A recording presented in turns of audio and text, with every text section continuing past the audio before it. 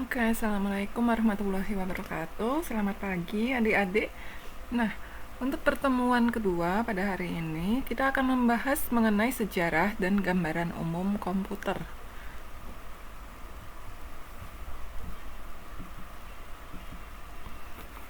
Oke, jadi yang pertama perlu kita ketahui yaitu apa sih pengertian komputer itu?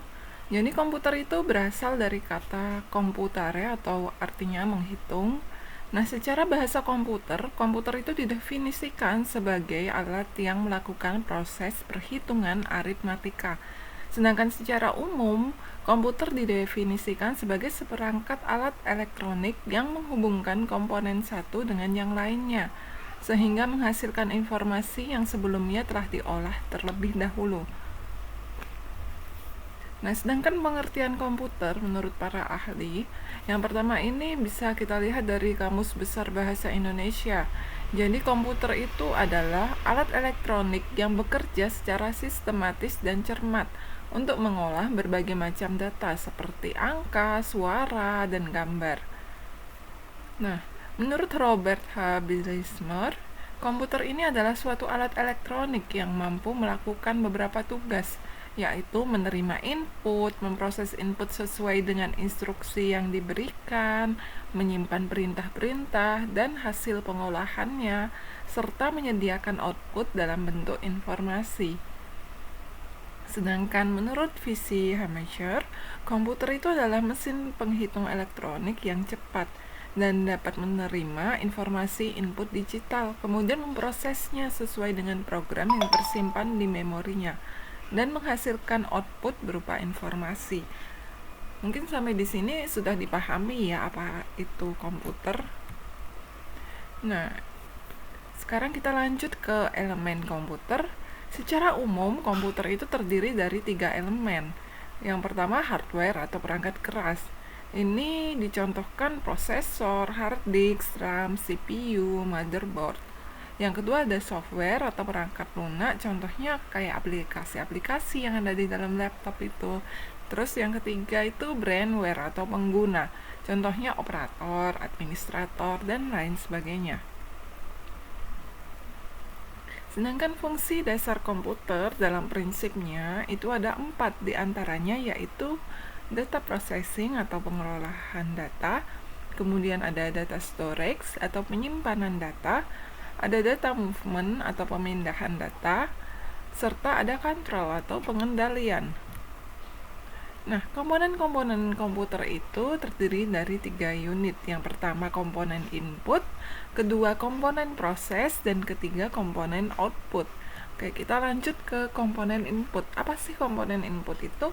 Jadi komponen input itu adalah komponen hardware yang berfungsi sebagai pintu masuk tugas-tugas yang akan diberikan pada komputer.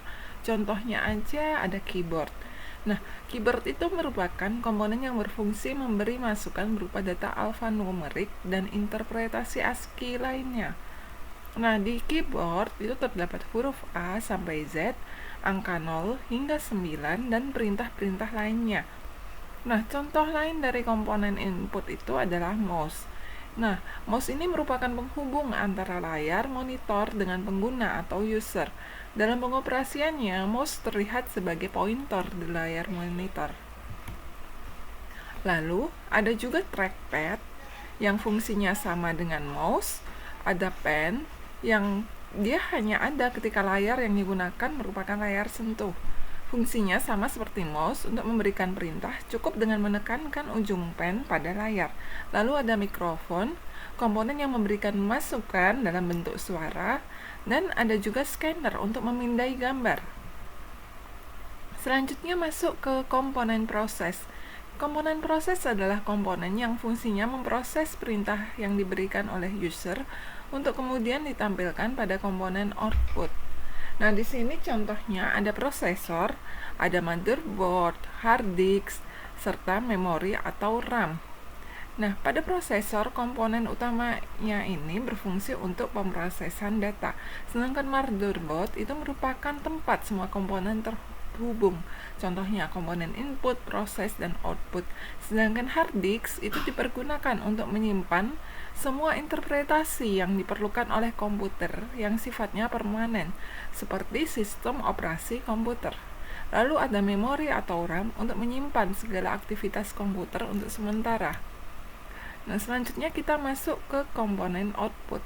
Pada komponen output, ini merupakan komponen yang berfungsi sebagai alat untuk menampilkan informasi dari perintah yang telah diproses sebelumnya. Contohnya aja ada monitor, ada printer, ada speaker. Nah, kita lanjut ke sejarah komputer. Jadi sebelum kita masuk ke lebih lanjut tentang sistem komputer, kita perlu tahu sejarah dari komputer itu sendiri. Nah, dulu ada seorang pakar matematika yang bernama Charles Babbage, asal Inggris, yang merupakan orang pertama di dunia yang berani berkirim surat pada para ahli di kerajaan Inggris untuk mengembangkan alat hitung mekanik, yakni komputer. Nah, pemikiran ini dituangkan secara tersurat dalam surat yang berjudul Catatan tentang Penggunaan Mesin pada Perhitungan Astronomi dan Tabel Matematika. Nah, surat ini dikirimkan pada tanggal 14 Juni 1822. Ide Charles sendiri ini karena seringnya orang-orang pada masa itu melakukan kesalahan hitung meski telah menggunakan tabel matematika, sehingga dia ingin mengembangkan mesin hitung secara mekanik yang terinspirasi dari perkembangan mesin hitung yang dikerjakan oleh penemu sebelumnya seperti Wilhelm Sieghart, Blaise Pascal, dan Gottfried Leibniz. Nah, sejak itu, Charles terus berupaya mengembangkan mesin komputer agar bisa diprogram oleh manusia. Namun, usahanya itu tidak selesai sehingga dilanjutkan oleh anaknya. Salah satu bagian dari mesin diferensial yang dirakit oleh putranya kini bisa kita lihat di Museum Sains London. Nah, selain putranya, ide tersebut juga dikembangkan kembali oleh berbagai pihak sampai menjadi komputer canggih yang kita kenal seperti saat ini. Nah, sebenarnya perkembangan komputer itu bisa terbagi menjadi 5 generasi atau bahkan 6 generasi. Setiap generasi ini ditentukan oleh komponen utama komputer. Setiap kelompok menghasilkan komponen yang ukurannya lebih kecil, lebih simpel, harga terjangkau, serta tahan banting. Oke. Nah, mungkin untuk pertemuan hari ini kita cukupkan sampai di sini. Untuk tugas kelompoknya, kita akan membentuk kelompok ke dalam 5 kelompok untuk membahas mengenai generasi-generasi komputer. Oke, mungkin sampai di sini saja. Terima kasih.